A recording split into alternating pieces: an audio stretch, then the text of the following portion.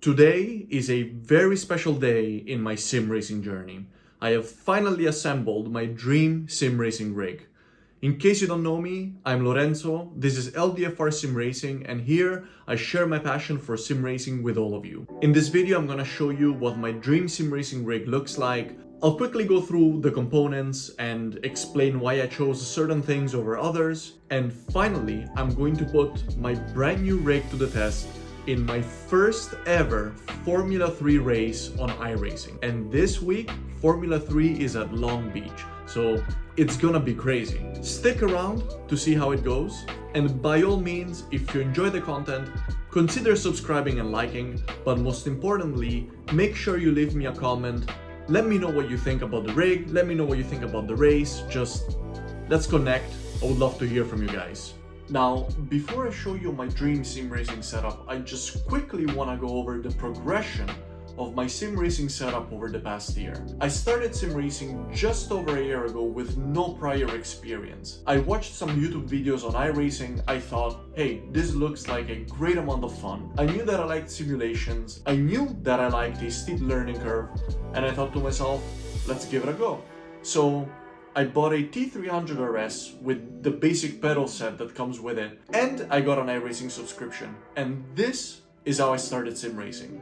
The T300 clamped onto my desk. Now, I can so highly recommend the T300 whether you're starting out or whether you're on a non-force feedback wheel and you want to upgrade to force feedback. The T300 RS is really great. I will always cherish the times when I was racing like this, because this is how I learned the basics of sim racing. When I look at this, I remember the emotions that I felt when I did my very first races, just being super nervous about ruining someone else's race, wondering if I'm even gonna make it to the end without crashing. Everything that comes with remembering this setup is very dear to me, and so I look back at this very warmly. However, I also work on that desk, so clamping it on and off every day, because I started sim racing pretty much every day, got a little bit tiring, and fortunately I had the budget to upgrade to a play seat and dedicated monitor.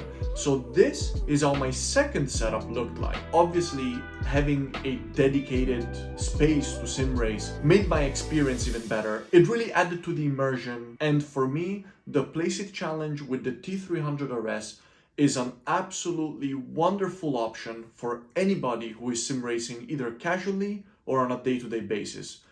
Technically, you don't really need anything more than that. But eventually, I started going deeper and deeper and deeper, buying more content on iRacing, trying other simulators as well. And obviously, at this point, the thoughts of upgrading to a direct drive wheelbase and load cell pedals were creeping into my brain more and more and more. This is what my setup looks like today.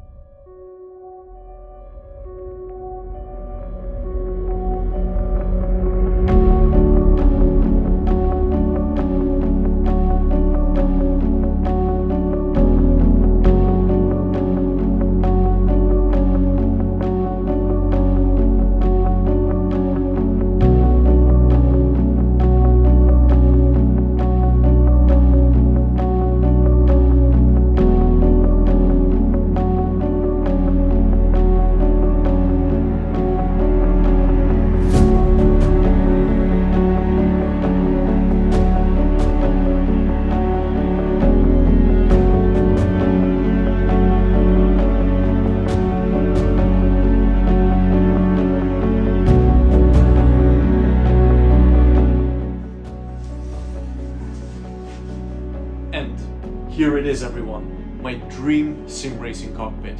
I feel so happy and lucky to be sitting here today, and I am so ready to experience my first ever Formula 3 race on iRacing using this beautiful cockpit. But first, let me show you what the components are on the cockpit and why I chose them. As I spend many hours in the simulator each week, for me, comfort is extremely important. For this reason, I picked the Sparco R100 Sport Seat. It's a compact and lightweight seat which is built for comfort and support. It has a high quality reclining system which makes it highly adjustable, and additionally I also got the Sparco seat slider to go with it so that I can put it at the perfect distance to my steering wheel and my pedals. Moving on to the wheel, as I like competing in different types of disciplines, GT, Cup cars, Formula cars, I wanted a wheel that would fit all of those different disciplines, and for me the Simagic GTC wheel fits the bill very well because of the shape and the button layout. I paired the GTC wheel with the Simagic Alpha Mini direct drive wheelbase. This is a 10 Nm wheelbase. For more information on the wheel and on the wheelbase, check out the video that I made dedicated specifically to this, which will be linked in the description. Due to limited space, I'm going for a single monitor setup, so I will be using a 27-inch AOC monitor with 144 Hz of refresh rate. I went with the Husingveld Sprint pedals. Husingveld makes top-of-the-line sim racing pedals. These are durable, reliable, highly customizable, insensitive to dust, dirt, highly accurate. As I have hand clutches on my wheel, I did not get the clutch for now, as that would have costed even more. However, in time I plan to get the clutch pedals as well. And finally, to hold all these beautiful pieces together, I selected the SimLab GT1 Evo Sim Racing Cockpit. It offers sturdy 80/20 aluminum profiles which provide the frame with more than enough rigidity for load cell pedals and a direct drive wheelbase.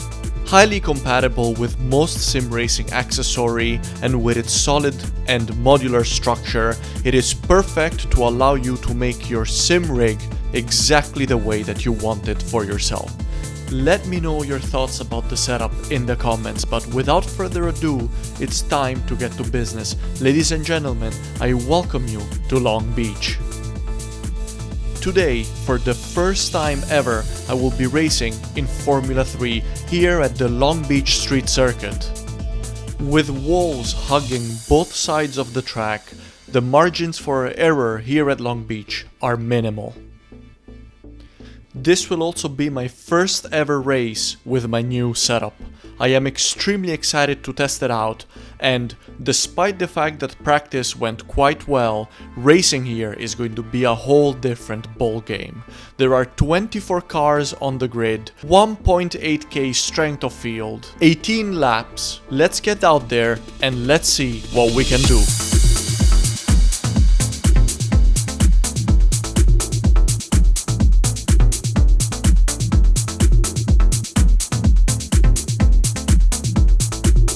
The qualifying session is about to finish. Let's see where I managed to qualify. That's the end of the session. P14. P14. Long Beach is notoriously hard to survive at, but we'll do our best. Hopefully we can stay out of trouble, but I wouldn't bet on it. Let's see what happens. And alright everyone, we're ready to go. Whew. Let's get comfortable. And let's get ready. Let's try and get into the top 10, but most importantly, let's stay out of trouble. 14th. The track temp is 27. The air temp is 26 Celsius. Get ready. Floor it. Alright.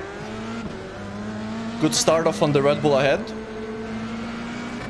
I let off the gas a little bit to give space, because there's nowhere to go really. I can't overtake him and it's gonna be way too dangerous to do anything here. Clear left. Braking earlier than the braking point in order to make sure. Oh, and we're already dive bombed. They're going deep. I really don't know how I managed to survive that. Clear left. Oh, and I almost lost the car. Saved it though. Saved it. I saved it. Left side. I had a little bit of a lock up there. Clear left. Yellow flag. Someone stopped on the right and oh, I lost it. I need to get out of the way. Several more cars coming, so there was a little bump that caught me out. And like I said, on cold tires, oh boy, it is so squirrely. Alright, but we're still early on, and I know that I will have more confidence and more ability once the tires are warm. I'm still really getting the hang of the cold tires on this thing, but... Still long race, 18 laps. Let's put our head down, let's try to get settled in, and let's see if I can salvage something out of this. I believe I might be in 22nd at the moment. I slipped all the way down.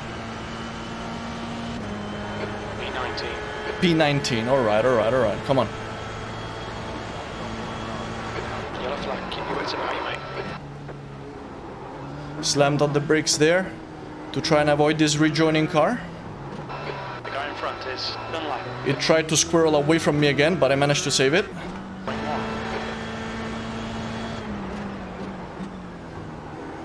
Much better than the guy ahead, but there's not gonna be space to make a move here, unfortunately. We can continue putting pressure.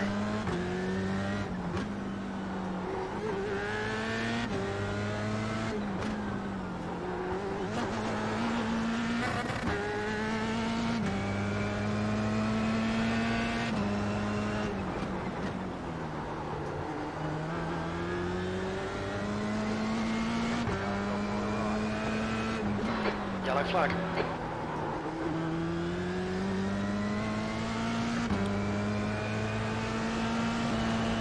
Looks like the two guys ahead are battling.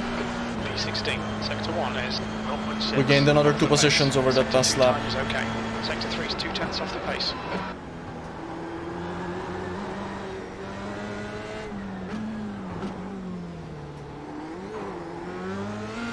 New guy ahead is losing. He seems to be going a bit slow. Maybe he picked up some damage somewhere. I'll be trying to overtake quite soon here. On your left. Taking the racing line. Okay, we've made that one stick. But it looks like he was having trouble with his car there.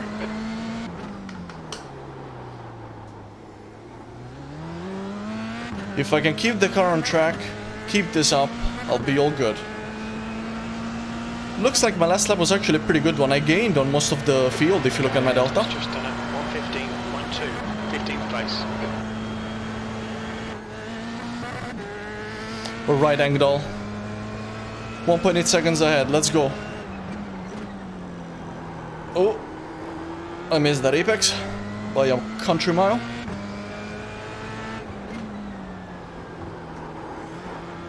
We're getting closer. We're getting closer. Come on, come on. Fastest lap for D'Souza. 114.9.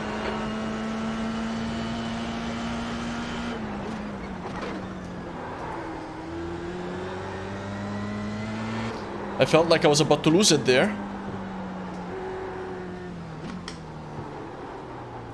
Oh, and too wide there.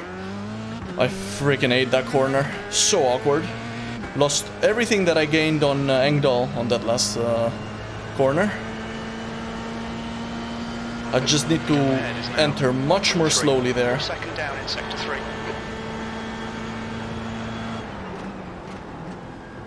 Oh, he's binned it. Oh, whoo. Oh, I think I might have picked up a little bit of damage.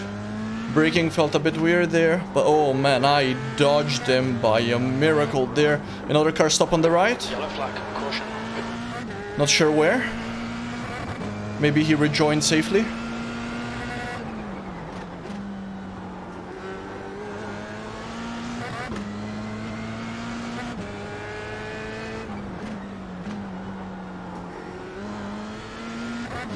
Lindgren, up next. Let's see where we are after this lap. 114.8. 10th position. 10th position! What? I gained 5 position that lap. We have to see what happened in the replays. Because there must have been a fair bit of carnage in the previous lap if I gained that many positions. But this is what I mean by this is a marathon and not a sprint. It's gonna be all about staying alive. Oh, it's more important than speed, and I saved it. I saved it again. I love this new feeling that I have with the car. Woo. Oh my god, this is so intense. Alright, Lindgren, 0.5 seconds, we're closing in. Let's keep putting pressure.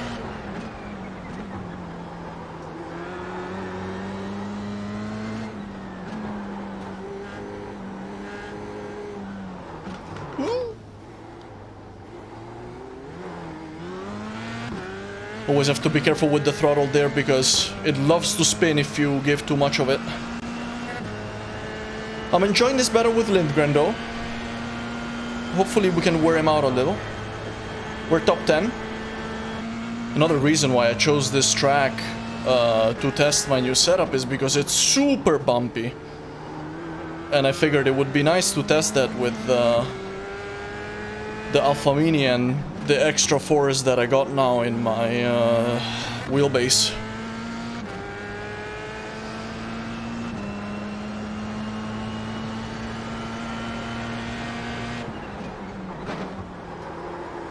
But one thing that I'm very happy of this far in this race is that I seem to have been able to keep the guys behind that bay. I've got Marin 7.5 seconds behind. And it looks like I gained almost a second on him in the last 2 laps if you look at my delta, so that's good. We're in the top 10, not exactly by merit, but I'm holding it. I'm holding my ground. I don't want to jinx it. Let's stay calm. But so far so good. And we're holding it, so let's keep doing that. I need to keep doing exactly what I've been doing. And if I can do it a little bit faster, that would be even better. Oh.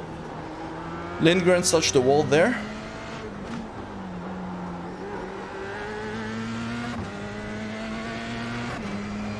It looks like we're basically pegged speed-wise. 4 seconds. Oh, we're starting to have sight of the guy in 8th as well at the moment.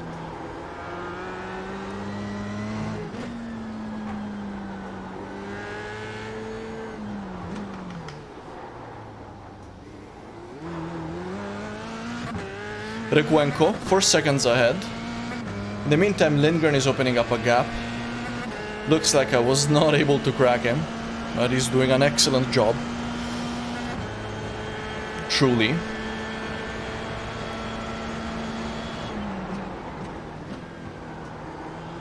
Oh, just as I say that, he made a mistake. I wonder if he's picked... Oh, and I almost did as well. It's so squirrely. In first, you really have to respect the throttle. And any gains that I could have made there were all gone due to my mistake at the fountain. 5 laps to go. At this point, Lindgren looks like a far cry. I think he might be too far gone for me. But Marin behind. My mission will be to keep him behind and hold on to this top 10. Can I do that? Oh, I went way too wide there again. He's 4.7 seconds behind. I need to really do my best to keep him behind so that I can hold on to this top 10. I really want the top 10 in my first Formula 3 race. Any of you Formula 3 experts out there, please give me tips. Let me know some information about the car. If you know it well, I would love to hear from you guys. This is this is my first race, and I've spent about... Oh, hold. Oh, all right. That was Lindgren. Looks like he's lost it in the end. This is good for me. Marin got past him safely as well. But yeah, so as I was saying, any of you that have a good experience with the car, please let me know what I can improve, what I need to focus on, how to squeeze the most out of it. Oh, that was a nice little dodge. Was that a back marker? No, I think that's another position. I think we're in 8th. Where are we, Jim? 8th place. Thank you, Jim. Let's take whatever chances we can. Alright, come on, just 2 more laps. Let's do this. And alright, everyone. Oh, I can see Marin in the rear view mirror. 3 seconds behind now. He's slowly been gaining on me, but I can do this. 1 more to go. 1 more to go, come on. 17.5. Let's get this top 10.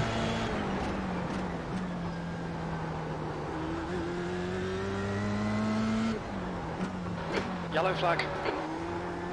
Yellow flag ahead, that's not good. Keeping an eye out for the slow car ahead. Looks like he's managed to rejoin. Yeah, there he is. Done lap.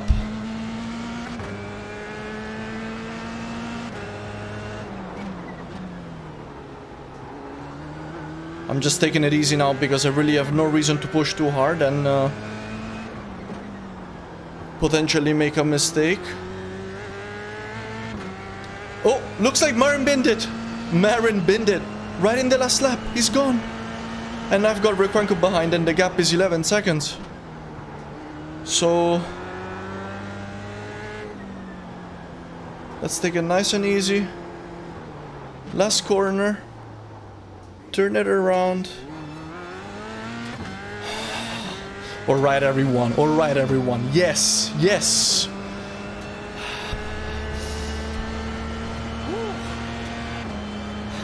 E8. Okay, it's over. Well done, mate. Good finish. Oh, thank you, Jim. I'm exhausted. Oh, I'm just gonna park right here. Ooh.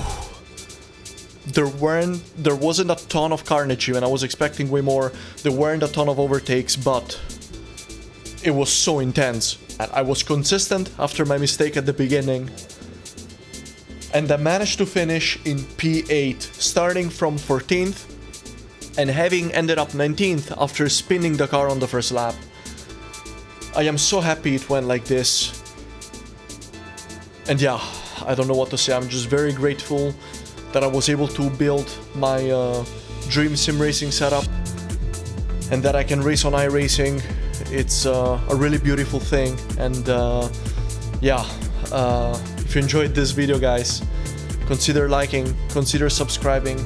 Let me know what you thought in the comments about the race, about the setup. I love to hear from you always. And yeah, take care everyone.